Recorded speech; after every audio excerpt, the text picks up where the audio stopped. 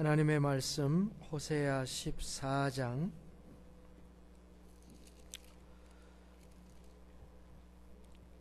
이스라엘아 내 하나님 여호와께로 돌아오라. 내가 불의함으로 말미암아 엎드려졌느니라. 너는 말씀을 가지고 여호와께로 돌아와 아뢰기를 모든 불의를 제거하시고 선한 말을 받으소서.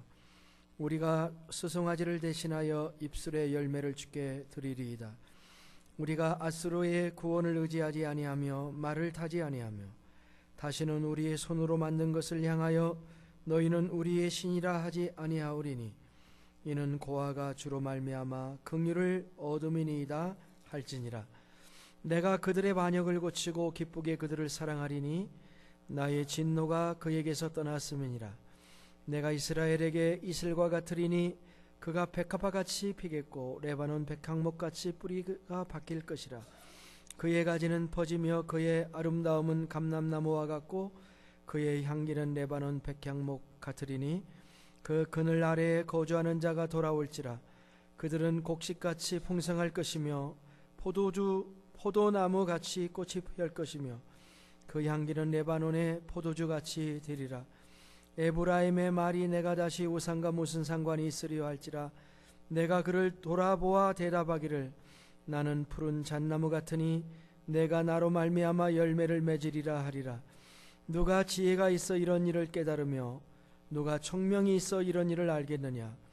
여호와의 도는 정직하니 의인은 그 길로 다니거니와 그러나 죄인은 그 길에 걸려 넘어지리라. 아멘. 아멘.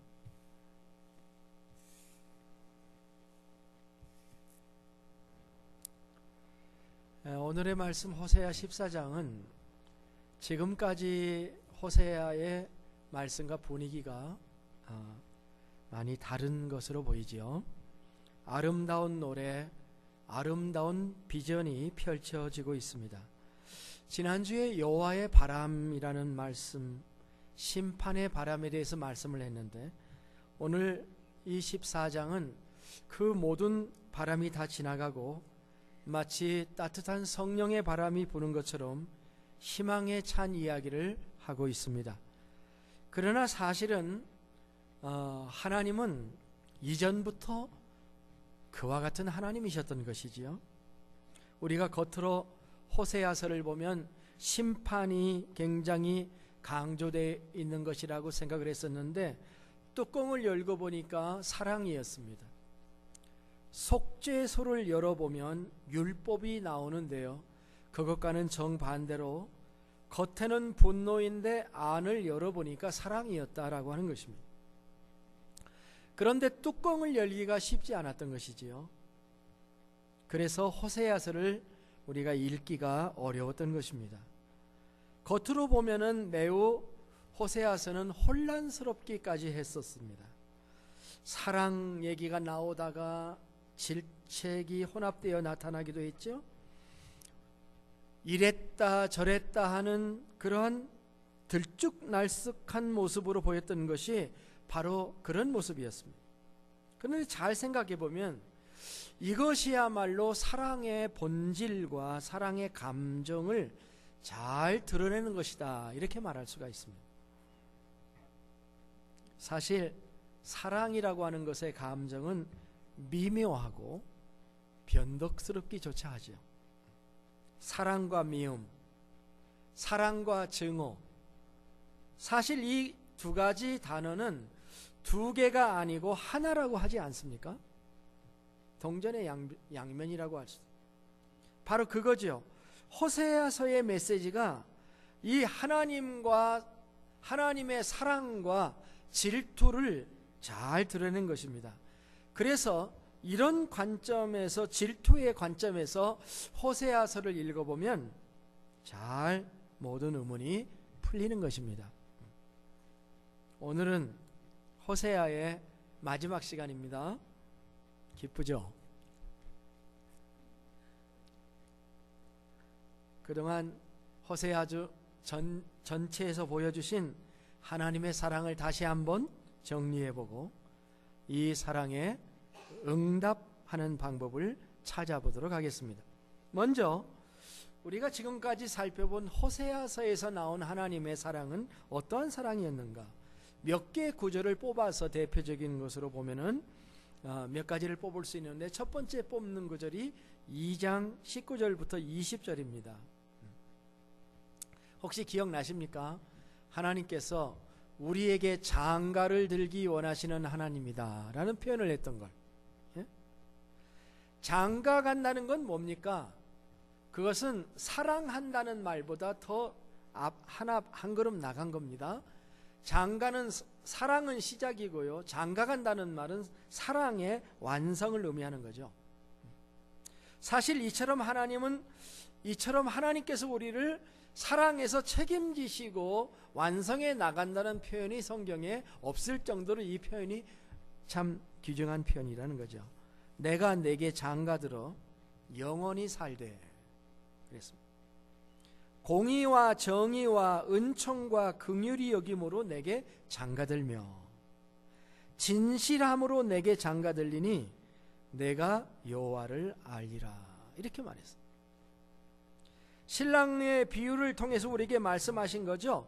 나를 사랑하시는 그분이 어떻게 나를 사랑하시는가? 그냥 말로만 사랑한다고 하는 사랑이 아니고, 그 사랑하시는 분의 성품이 뭐고, 그분과 함께 더불어 사는 결혼 생활의 내용이 뭔가 하는 것을 완벽하게 그려낸 말씀이에요. 누가 이렇게 나를 사랑해 주시는 이 대상을 만날 수가 있겠습니까? 공의와 정의, 그리고 반대로 은총과 긍휼. 어떻게 보면 이 두 가지 개념은 상반된 개념으로 보이는데요, 이 두 가지 상반된 개념이 완벽하게 조화를 이루시는 신랑 되신 하나님이 나를 사랑하신다, 할렐루야, 이 고백을 지금 하고 있는 거 아닌가요? 3장 1절을 가보면은 뭐라고 나와 있냐면, 변심에도 하나님은 나를 사랑하신다 하는 메시지가 담겨져. 여호와께서 내게 이르시되 이스라엘 자손이 다른 신을 섬기고 건포도 과자를 즐길지라도 여호와가 그들을 사랑하나니 너는 또 가서 타인의 사랑을 받아 음녀가 된 그 여자를 사랑하라 하시기로. 우리가 일반적으로 말하면 상대방이 변심하면은요, 우리도 우리의 사랑을 접기가 쉽지만 하나님의 사랑은 그렇게 하지 않으시겠다는 거잖아요. 그래서 호세아에게 바람난 아내를 다시 데려오라고 말씀을 하셨던 것입니다. 변심에도 사랑하시는 하나님. 11장에 가보면은 이 하나님의 사랑이 좀 더 구체적으로 나왔었습니다. 11장 1절에 보면은 이스라엘이 어렸을 때 내가 사랑하여 내 아들을 애굽에서 불러냈거늘 이라고 말합니다.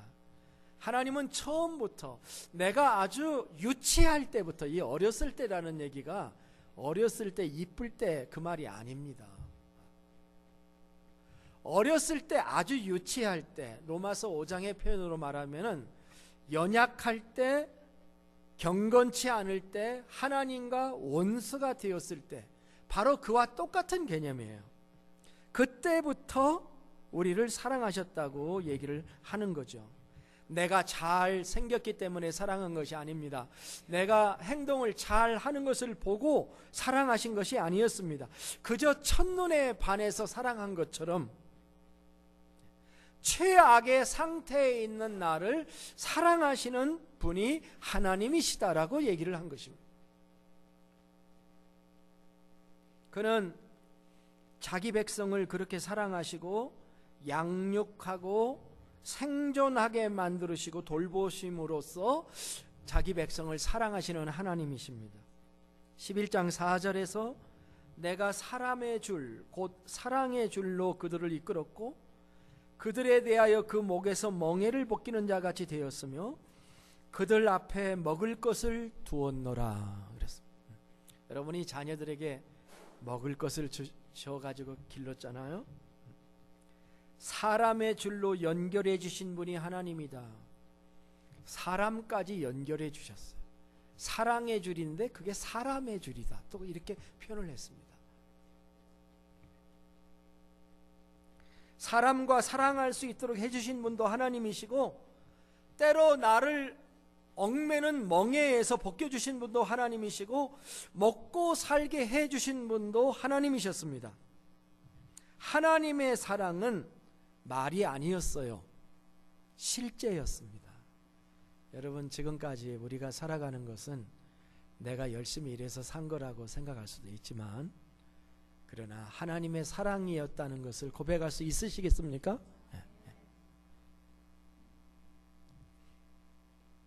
또 하나님은 11장 8절에 의하면 뜨겁게 사랑하시는 하나님이셨어요. 결혼한 지 오래되면은요, 뜨겁게 사랑하는 것 같지는 않습니다. 그냥 친구같이 산다, 뭐 어떤 분은 그렇게 표현도 했습니다만은, 그런데 11장 8절에 뭐라고 얘기를 했냐면, 그는 에브라임이여 내가 너를 어찌 놓겠느냐, 이스라엘이여 내가 어찌 너를 버리겠느냐, 내가 어찌 너를 아드마같이 놓겠느냐, 어찌 너를 스보임같이 두겠느냐, 내 마음이 내 속에서 돌이키어 나의 긍휼이 온전히 불붙는 듯 하도다. 그렇게 말씀했잖아요. 반역하는 백성을 열정적으로 사랑하시는 하나님의 모습이었습니다. 절대 소돔 고모라의 망한 도시처럼 망하게 내버려둘 수 없다. 내가 끝까지 너희를 열정적으로 사랑하겠다라고 하는 사랑의 고백이었던 것입니다. 자, 이렇게 사랑하기 때문에 계속해서 하나님을 떠나는 자기 백성들에게 화도 내시고 경고의 말씀도 하시는 거예요. 때로는 훈계하시고 때로는 윽박지르기도 하시고, 경고도 하다가 위로도 하다가, 경고도 하다가 다시 회복을 말씀하기도 하시고, 경고에서 멸망을 얘기하다가 다시 소망의 말씀을 교차적으로 말씀하시는 거죠. 그것은 무엇입니까? 아직도 기다리신다는 거예요. 소망의 끈을 놓지 않고 계시겠다라고 말씀하는 것입니다. 저들이 바람이 나서 동풍을 따라갈 때에도 여호와께서는 낙심하고 떠나가시는 것이 아니라 더 큰 여호와의 바람을 일으켜서 모든 것을 제자리에 돌려놓겠다고 다짐하시는 하나님, 그 하나님 때문에 결국은 참 사랑이 실현되는 거죠. 해피엔딩이 온 것입니다. 진노가 떠나게 된 거예요. 그리고 사랑이 제대로 돌아오게 된 것입니다. 그것이 오늘의 말씀이에요. 호세아 14장 4절에서 8절의 말씀입니다. 사랑으로 실현될 미래를 지금 말씀해주고 계신 것입니다. 진노가 떠나고 사랑이 온다. 참 아름다운 말이죠. 그런데 어떻게 하면 진노가 떠나고 사랑이 완전히 회복이 될까요? 오늘 말씀해 보면은 그 요인이 두 가지 요인이 있습니다. 첫째는 저들이 하나님께로 돌아오면 됩니다. 하나님께로 돌아오면. 그런데 어떻게 돌아오는 건가요? 오늘 1절을 보세요. 이스라엘아 내 하나님 여호와께로 돌아오라. 내가 불의함으로 말미암아 엎드려졌느니라. 여기 엎드려졌다는 말이 있습니다. 돌아오는 것은 엎드러진 후에 돌아오는 것입니다. 이것은 자기의 뜻대로 살다가 실패한 후에 돌아오는 것을 말하고 있습니다. 탕자가 아버지에게 돌아오듯 돌아오면 됩니다. 그런데 그것보다 더 큰 메시지가 있습니다. 다만 돌아오면 되나요? 2절 초반에 보면은 이렇게 되어 있습니다. 너는 말씀을 가지고 여호와께로 돌아와서 아뢰기를, 이라는 말이 있습니다. 말씀을 가지고 돌아와야 된다는 것입니다. 말씀을 가지고 돌아온다. 이게 무슨 말씀인가요? 어떤 말씀인가요? 정치 세계에서는 이런 사상과 정치를 얘기할 때 전향이라는 말이 있습니다. 전향. 전향이라는 말은 뭐냐면은 방향을 바꾼다라고 하는 것입니다. 어떤 사람이 어떤 사상을 가졌다가 그 사상을 바꾸면 공개적으로 내가 이 사상을 옛날에 가졌는데 내가 전향했습니다 라고 얘기를 하는 것입니다.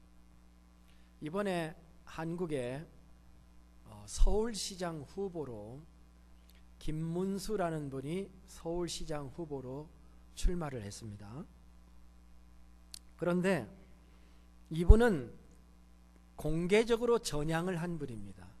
뭐라고 전향을 했냐면 나는 전에는 PD 계열의 그 사회주의 추종자였습니다. 그래서 그것 때문에 감옥에도 2년 반이나 감옥에 갔었습니다. 그러나 소련이 붕괴되는 것을 보고 저는 사상적인 전향을 했습니다 하고 분명하게 공영방송에 나와서 자기의 전향을 고백을 했습니다. 그게 전향이에요. 분명하게 말해야 된다는 거예요. 얼버무리지 않고 선언을 해야 돼요. 나는 전향했습니다.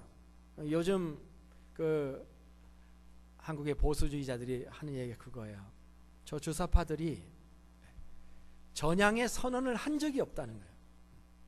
근데 그 사람들이 청와대를 다 차지하고 있다. 전향을 했으면 전향했다고 얘기하라. 리스판스가 없죠. 전향하지 않았기 때문에. 그런데 지금 하나님께서 자기를 배반했던 백성들에게 돌아올 때 가지고 올 것이 하나가 있다. 수송아지 필요 없다. 수송아지 가지고 오지 않아도 된다. 전향의 말을 너희들이 해야 된다라고 하는 거예요. 그런데 그 전향의 말을 뭘로 해요? 말씀이니까 입술로 해야 된다. 지금 그 얘기를 하고 있는 겁니다. 2절 3절이 그 답이에요. 너는 말씀을 가지고 여호와께 돌아와서 아뢰되 모든 불의를 제거하시고 선한 말을 받으소서. 우리가 수송아지를 대신하여 입술의 열매를 주께 드리리이다. 우리가 아스루의 구원을 의지하지 아니하며 말을 타지 아니하며 다시는 우리 손으로 만든 것을 향하여 너희는 우리의 신이라 하지 아니하오리니 이는 고아가 주로 말미암아 긍휼을 얻었음이니이다. 여기까지예요. 얻었음이니이다 할지니라. 이거예요. 그 8절에도 그렇게 나와 있습니다. 에브라임의 말이 내가 다시 우상과 무슨 상관이 있으리요 할지라. 뭡니까?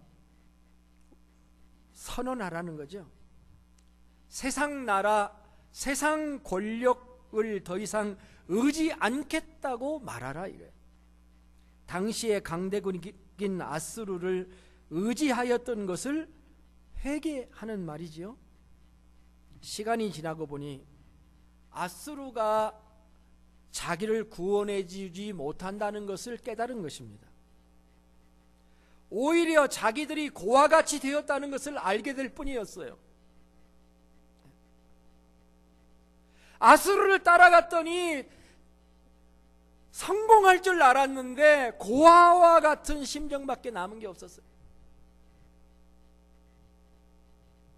이제 그것을 깨닫고 오히려 자기들이 고아와 같이 되었다는 것을 알았는데 그 고아와 같은 자기들을 하나님께서 긍휼히 여겨 주셨다는 사실을 깨닫게 된 거예요.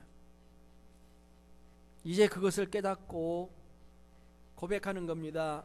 하나님, 이제는 그들이 주는 말을 타지 않겠습니다.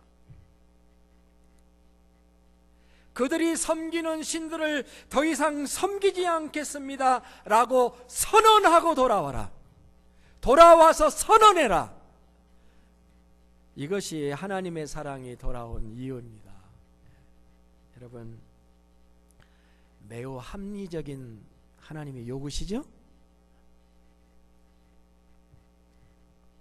두 번째, 그런데 놀랍게도 이 일을 행하신 분은 하나님이시다는 겁니다. 하나님 때문에 우리는 진노가 사라지고 4절을 보세요. 4절에 답이 있습니다. 내가 그들의 반역을 고치고 기쁘게 그들을 사랑하리니 나의 진노가 그에게서 떠났음이라.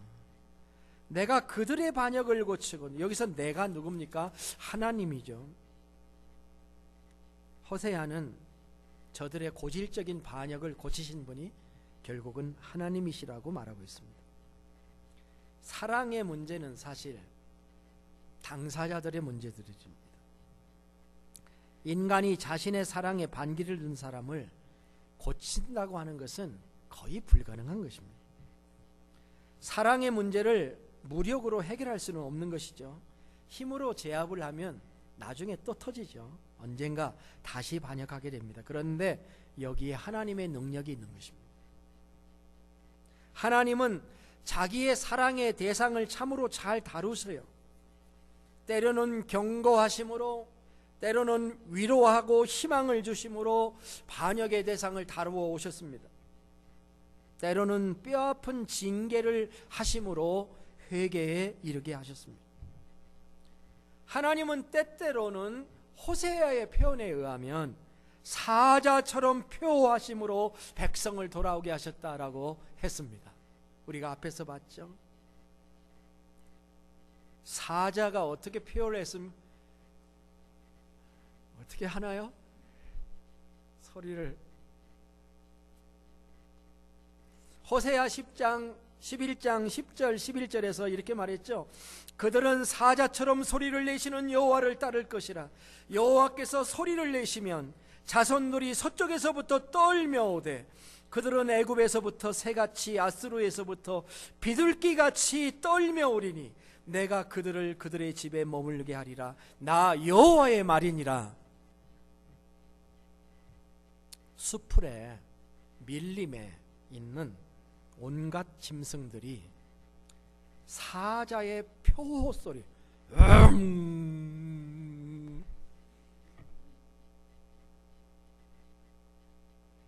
고양이 소리 같아요. 사자의 표호 소리를 한번 들으면 떨어요. 밀림의 왕이 여기에 있다 하는 것을 얘기합니다. 하나님이 우리를 한편으로는 말씀으로 위로하고 기다리시면서도 다른 한편으로는 하나님의 사인들을 우리에게 자꾸 보내시고 듣게 하시고 여러 심틈이 일어나게 만들어 주십니다. 그래서 돌아오게 하십니다. 단번에 한 번에 진노하실 수 있는 그분이 그 지루한 인내와 기다림의 시간을 보내시면서 하신 일이에요. 하나님이 아마 가장 하기 힘든 일이 인내이실 거예요. 우리는 할 수 없기 때문에 인내하는 경우가 참 많아요. 그러나 하나님은 전능자인데 인내한다는 게 얼마나 어렵소. 그렇게 기다리시면서 우리를 사랑하신 거예요. 내가 얼마나 더 너희를 기다려야 하느냐. 이것이야말로 하나님이 하시는 일이고 하나님만이 하신 일이고 이것이 하나님의 능력이고 하나님의 주권인 줄로 믿습니다. 오늘날 우리가 우리의 죄를 고백하고 주님을 주님으로 인정하고 살 수 있는 것, 그것이 하나님의 은혜고 하나님의 긍휼하심에서 온 것인 줄로 믿습니다. 성령이 아니면 이 일을 할 수가 없는 것입니다. 이 하나님을 찬양하고 경배하고 예배드리시기를 축복합니다. 하나님께 나아와서 전향의 고백을 해야 하는 것입니다. 우리가 이제는 여호와 당신만이 나의 참 하나님이십니다. 내가 하나님의 말씀대로만 살겠습니다. 하나님이 원하시는 건 이거예요. 이런 전향의 고백을 하고 주님께 돌아오는 자에게 하나님은 축복을 보장하십니다. 하나님의 진노가 떠나고 하나님의 사랑이 오게 된 겁니다. 그리고 그런 자에게 하나님이 보장해 주시는 하나님의 약속, 이것이 오늘 말씀 5절로부터 7절에 있는 말씀인데요, 오늘 말씀에서 가장 아름다운 말씀, 정말 아름답고 부드러운 말씀이에요. 내가 이스라엘에게 이슬과 같으리니 그가 백합화같이 피겠고 레바논 백향목같이 뿌리가 바뀔 것이라. 그의 가지는 펴지며 그의 아름다움은 감람나무 같고 그의 향기는 레바논 백향목 같으리니 그 그늘 아래 거주하는 자가 돌아올지라. 그들은 곡식같이 풍성할 것이며 포도주와 같이 꽃이 필 것이며 그 향기는 레바논의 포도주같이 되리라. 첫 번째 약속은 하나님께서 이슬이 되어주시겠다라고 하는 말씀. 내가 이스라엘에게, 이슬이라는 말은 히브리어로 탈이라는 말이에요. 내가 이스라엘에게 탈이 되어주겠다라고 말씀하십니다. 이슬은요, 공기 중에 수증기가, 여러분 잘 아는 것처럼 공기 중에 수증기가 밤 동안에 식어서 물체 겉면에 내려서 물방울이 되어 엉겨붙는 것을 이슬이라고 하죠. 듀라고 합니다, 영어로는. 보통 우리들은 이슬을 대수롭지 않게 여깁니다. 그렇지, 왜냐하면 이슬을 대수롭지 않게 여기고 그냥 잠깐 있다 없어지는 안개 정도로 우리 미국에 사는 우리들은 그렇게 생각을 합니다만은, 이 성서시대의 지중해에 사는 사람들에게 있어서 이슬은 매우 소중한 것이었습니다. 팔레스타인의 기후는 두 개가 있는데, 하나는 건기가 있고 우기가 있죠. 유타도 그렇습니다. 건기가 있고 우기, 비 오는 게 우기인데, 유타는 이 겨울이 우기예요. 그래서 겨울에 비가 눈으로 내리는 것뿐이에요. 그런데 이스라엘도 건기와 우기가 있는데 4월 달과 4월 초하고 9월 중순 1년에 비가 2번밖에 내리질 않습니다. 그래서 나머지는 다 건기예요. 식물과 짐승은 비가 오지 않으면 여러분 자랄 수가 없습니다. 생존할 수가 없어요. 그런데 팔레스타인이 그 1년에 2시즌밖에 없는 그 우기의 나머지 기간 동안, 그 긴 기간 동안 살 수 있는 이유는 이슬 때문이에요. 이슬. 이슬이 초목과 농작물의 소생에 절대적으로 필요한 거죠.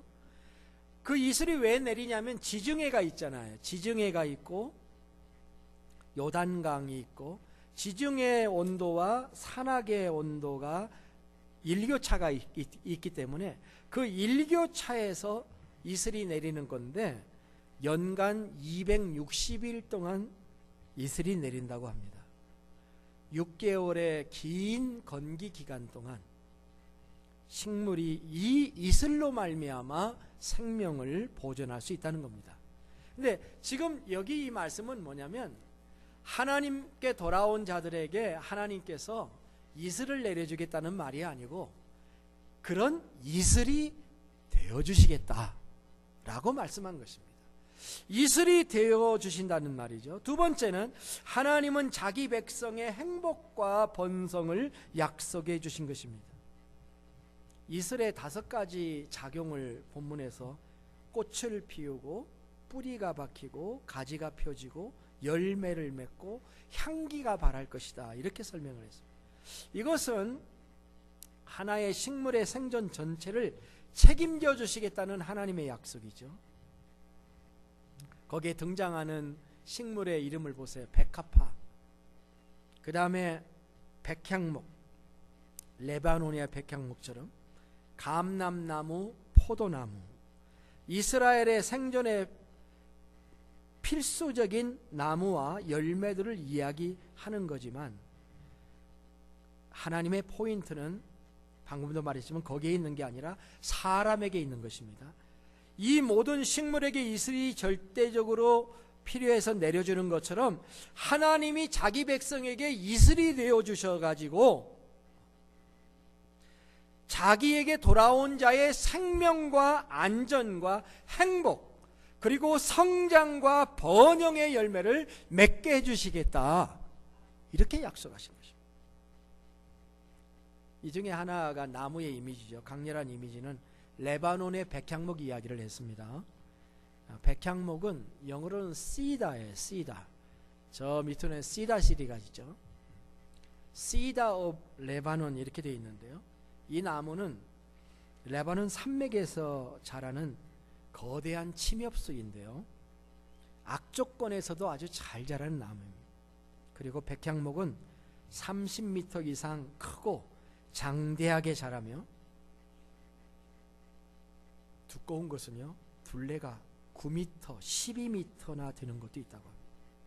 그리고 이 백향목은 무엇보다도 옹이가 그 속에 없이 아주 매끈한 똑바로 자라는 나무며 휘지 않고 향까지 나서 벌레가 먹지 않는 그런 나무입니다. 그래서 솔로몬은 성전을 이 레바논의 백향목으로 지었다는 걸 우리가 잘 알고 있습니다. 저가 백합화같이 피겠고 레바논 백향목같이 뿌리가 박힐 것이라, 이 말씀이에요. 자, 이 말씀을 우리에게 적용하면 여러분이 지금 앉아 계신데요, 여러분이 지금 백합화입니다. 펴있는 백합화들이 지금 안 보이십니까? 백합화예요, 우리가. 또 하나님의 눈에는 우리가 지금 뭐냐면 레바논의 백향목입니다. 참 우리 교회 주님을 섬기며 주님께 충성스럽게 주님을 섬기며 함께 살아온 우리 모든 성도 여러분 한 분 한 분들이 성전에 레바논 백향목처럼 백합화처럼 하나님께서 그렇게 만들어 가시겠다는 거예요. 축복해 주시겠다는 거예요. 그게 우리들의 모습이에요. 하나님은 하나님을 떠난 자들을 끝까지 사랑하시며 돌아오게 하십니다. 그리고 돌아온 자들에게는 축복을 베풀어 주셔서 견고하게 서게 하시며 성장하며 뿌리를 내리고 열매를 맺고 향기를 발하도록 하시는 하나님이십니다. 이것은 이스라엘 사람들의 얘기가 아니고 우리들의 이야기인 것입니다.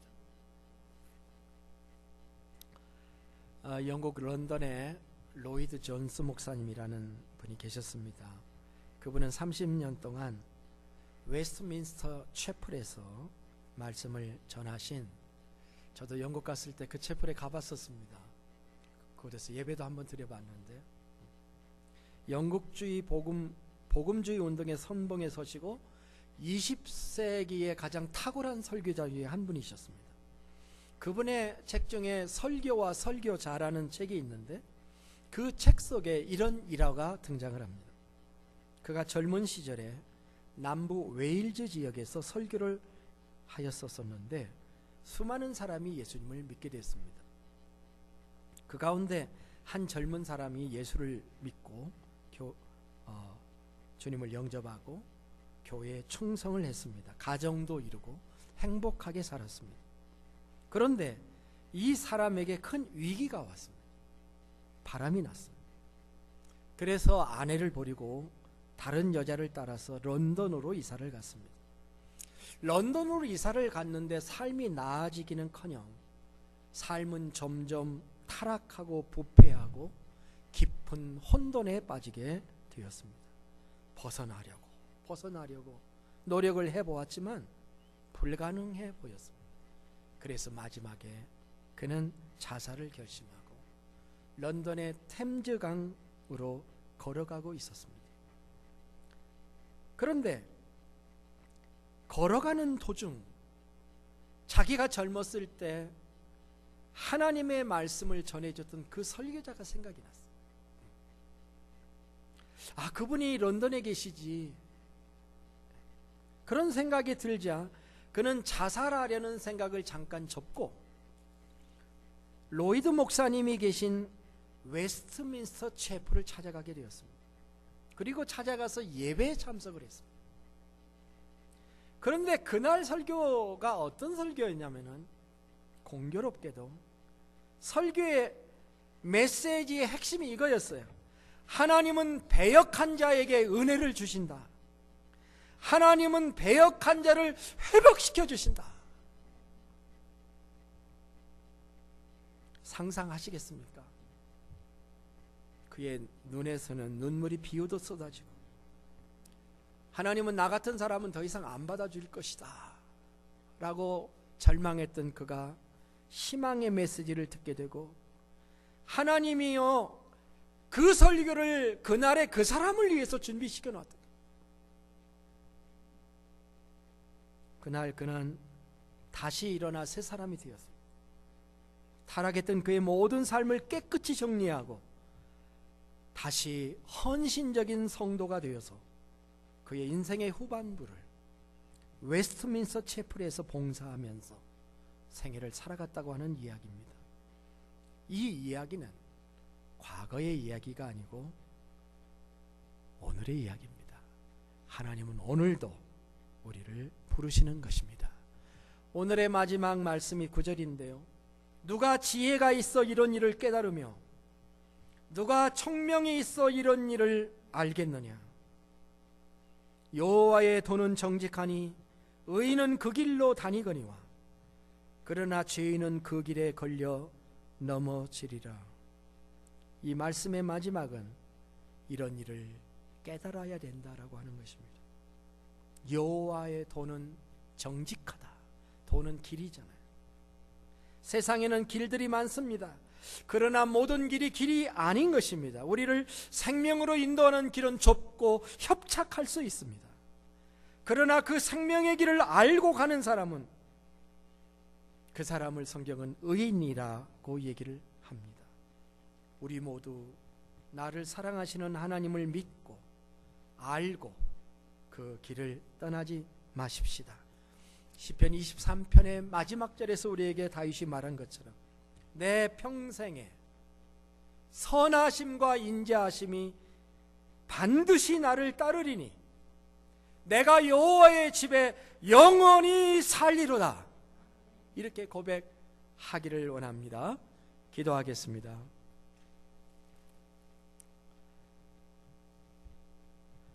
우리의 예배라고 하는 것은 그냥 하나님 앞에 얼굴을 뵙는 게 아닙니다. 우리의 예배는 말씀, 내 말씀을 가지고 하나님께 돌아오는 것입니다. 주님,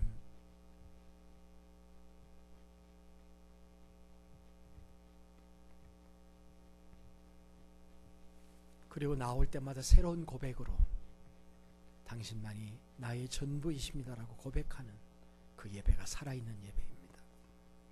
혹시 이 시간 주님을 떠나려고 하시는 분이 계십니까? 주님의 사랑을 믿으시기를 바랍니다. 사망의 길이 될 그 길을 걷지 마시기를 바라요. 고난의 길입니다. 바로 그 길이 사망의 길이 될 수 있습니다. 혹시 이 시간 마음으로 주님을 떠나셨다가 다시 돌아와 주님께 말씀을 드리고 고백하고자 하시는 분이 있으십니까? 그런 고백을 하시기를 바랍니다. 모든 불의를 제거하시고 선한 바를 받으소서 라고 고백하시기를 바랍니다.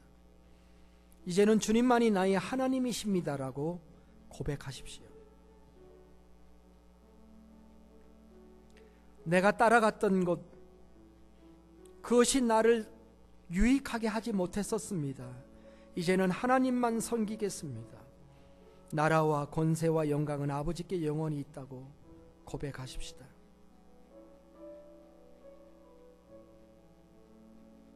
우리 잠깐 그런 고백을 주님께 함께 드리십시다.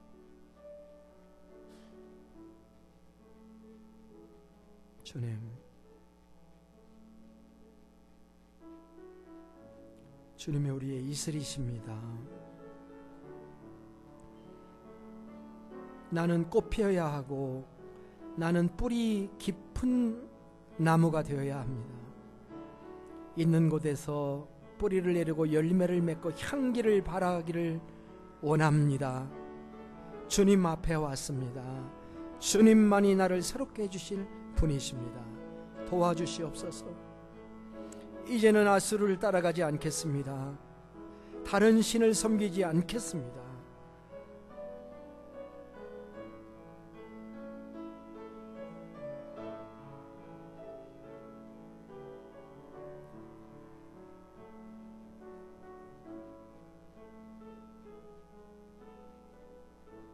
주님, 우리 모두 오늘 이 시간 우리가 주님의 사랑 때문에 여기 서 있는 것을 고백합니다. 주님, 주님의 사랑의 품에서 떠나지 않고 이 세상에 어떤 것도 의지하지 않고 주님만 사랑하며 살게 해 주시옵소서.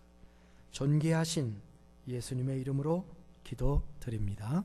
아멘. 다 함께 일어나셔서